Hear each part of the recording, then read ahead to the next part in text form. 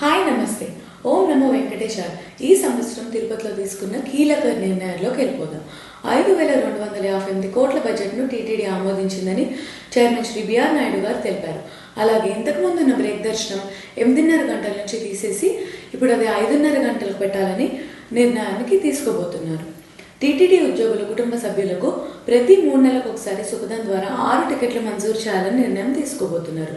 వృద్ధులు అలాగే వయోవృద్ధులకు ఆన్లైన్లోనే కాకుండా ఆఫ్లైన్లో కూడా శ్రీవారి దర్శనం కల్పించేందుకు పరిశీలనలోకి తీసుకుంటున్నారు. ఇదే కాకుండా శ్రీవారి అన్నప్రసాదాలకు ఆర్గానిక్ ఉత్పత్తులకు సంబంధించిన దాతల డొనేషన్లు పాస్బుక్లన్నీ రద్దు చేయాలనే కీలక నిర్ణయం తీసుకుంటున్నారు. అలాగే కార్మికులకు మరింత మెరుగైన వైద్య సాయం అందించాలని ఆలోచనలోకి తీసుకుంటున్నారు. తిరుపతిలో ఉన్న పలు ఆలయ పునర్నిర్మాణానికి ఆర్థిక సాయం అందించేందుకు ఆమోదం తెలిపారు.